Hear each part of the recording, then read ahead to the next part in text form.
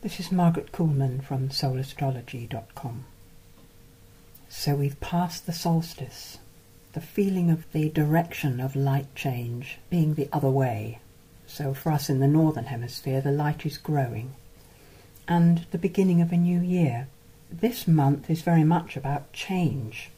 And the beginning of any year by number, so now we're in 2011, there's a kind of excitement, a sense that how it's been in the past doesn't have to limit the way things will be in the future. And it's particularly appropriate this month because this is when Jupiter moves into Aries and travels straight through. It does it every 12 years. This time it's going to be travelling through, taking just over 4 months to do the whole sign. Jupiter being that energy of expansion and openings, possibilities, opportunities. In Aries, they're going to be about ourselves.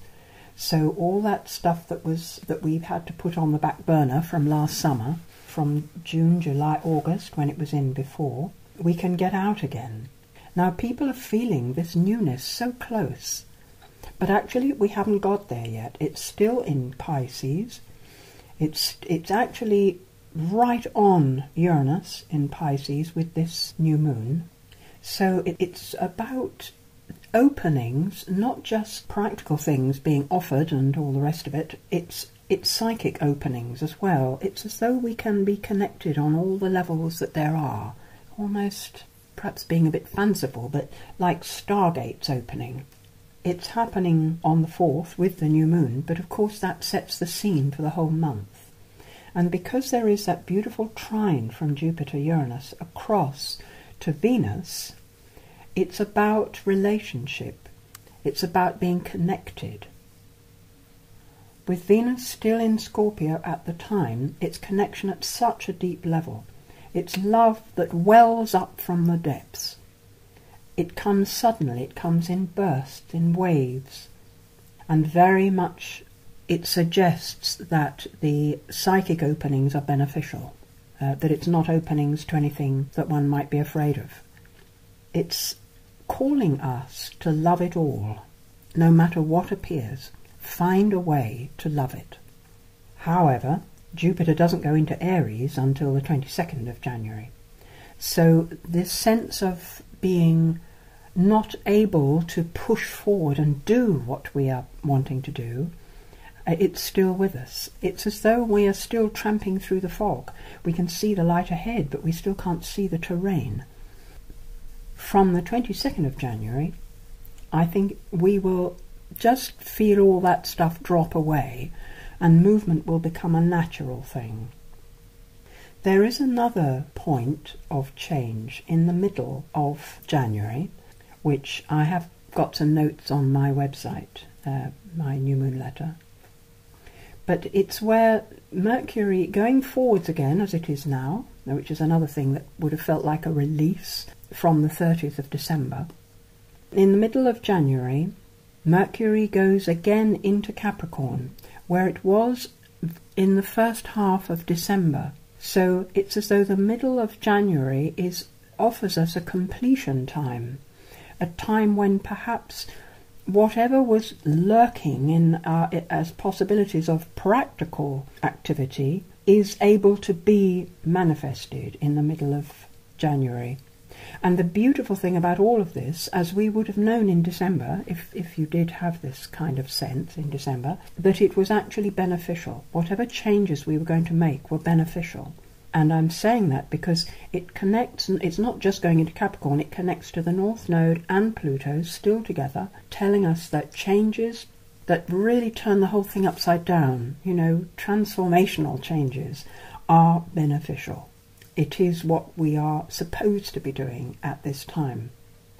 Saturn rules Capricorn, and so it has a big hand, as it were, over this new moon, happening as it does at 13 degrees Capricorn, right in the middle there.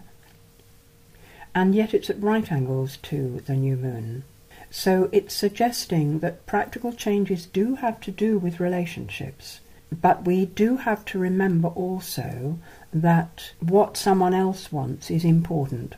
One of the problems with Aries, when it crops up in an astrological weather pattern, as it were, is that there's a tendency to forget to ask other people whether it's okay, or to feel that if you do, you're compromising yourself in a bad way or something, which isn't necessarily the case at all.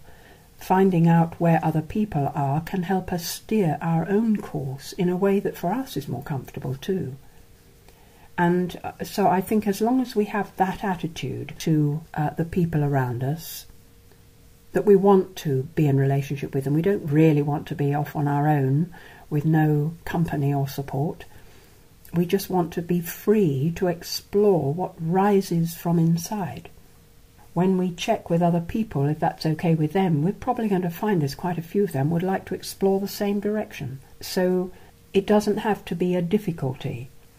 It's only a difficulty if you don't take any notice of how other people feel. And the contemplation for this new moon follows. Open your inner eyes. We are poised on the brink of a great space, revealing only hints of a view through the mist. Gradually the mist lightens and your heart lifts. Keep your breathing steady while gently opening the wings at your back. Stretch them out from your shoulder blades. Feel their full expanding breadth. Open your wings wide, lifting and moving them through the space around you, expanding your heart and filling your space with light. You are already all you need to be, and you are loved. Gazing out at the opalescent view, fold your wings gently around you. You are ready and at ease in this moment.